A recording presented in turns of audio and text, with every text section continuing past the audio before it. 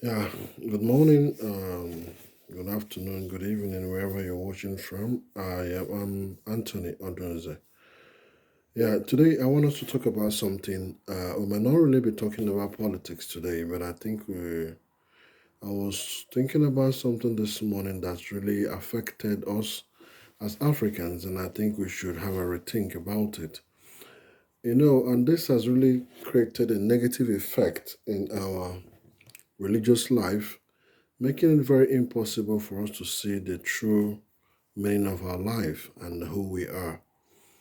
You see, I am not going to really talk much about religion, but I think I want to make something very clear when it has to do with religion.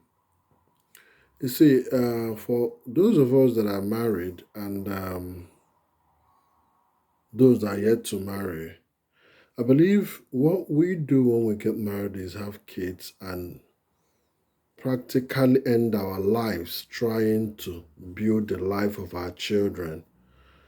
Every day of our life, we'll go out in the morning, we'll come back in the evening, we'll struggle, we'll go here and there, all in the quest to make a living and to make a better life for our children. And these issues are some things that we do knowingly or unknowingly as part of us, and it has become part of our existence. And that is the only thing that makes most of us happy when you see our children grow. But what baffles me is how we now see that our parent at the end of the day. You see, when you grow old, you want your children to bury you and give you a befitting burial.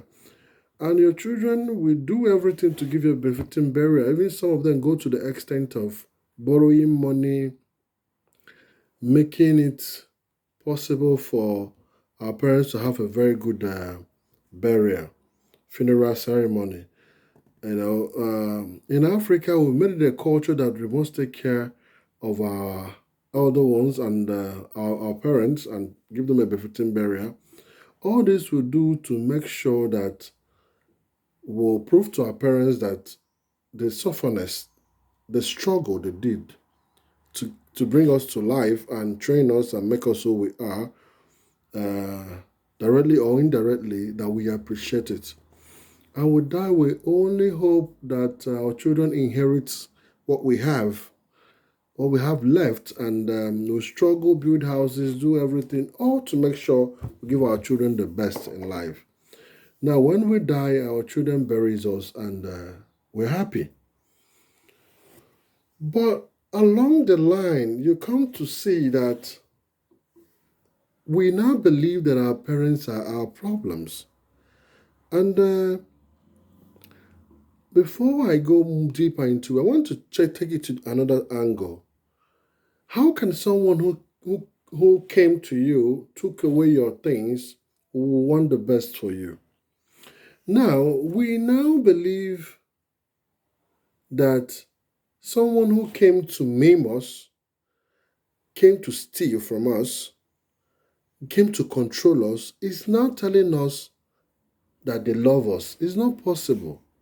Now, what am I trying to say?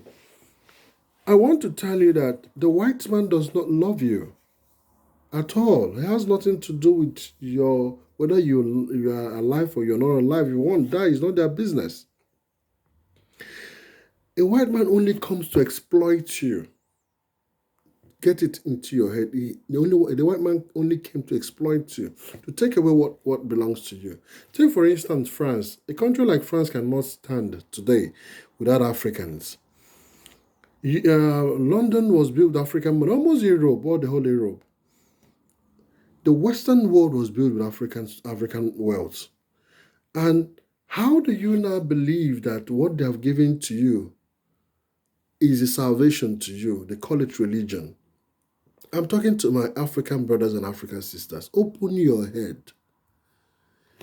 They are envious of you and your wealth of resources. They have only come to exploit you. Now they gave you a religion, now made you to understand that You have ancestral cause. Your problem is from your father, mother. You see our people go to church, say they are going to church, binding, casting, ancestral cause, all my ancestors.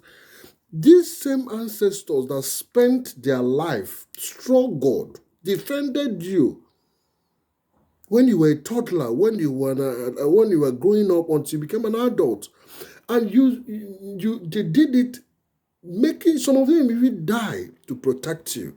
How do you think that same ancestors hate you? How can someone make you to believe that your ancestors hate you, that your ancestors are your problem? They are not your problem. We should stop thinking that our ancestors are our problem. And stop casting and binding people who are supposed to be protecting you. We have cut off our roots entirely.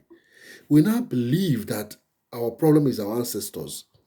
My African brothers and sisters, wake up. The white does not like you. I am not saying you should not go to your church, you should not do your religion, whatever you do. But I want to ask you, how can somebody who came to steal from you give you something positive? Yeah, development. They give us civilization. Fine. To a great extent, they don't have any option than to allow civilization. They don't have any option. It's a natural thing. After all, civilization started in Africa. Everything about this was started in Africa. Now, they have whitewashed everything and made us to believe that our problem is our ancestors. Now that I have kids, I will train my children. I'm struggling, I'm suffering, I'm having headache. I do a lot of strenuous things to make sure I give my children the best. Tomorrow, my children or my children will think I am their problem. How can come off it?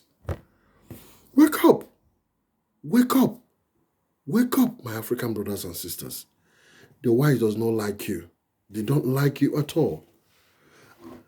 They now tell you that your grandfathers worship stone, they worship this, all those things are fetish. They now brought your white Jesus to you. What makes you think that Jesus is a white man? Huh? Then, if you don't have anything to offer, why did they steal away your own gods that you had in those days? I want us to go back to our roots. Begin to discover who you are. Begin to ask yourself questions. Begin to reconcile with your ancestors. Begin to reconcile with the land where you're standing. Begin to reconcile with the soil.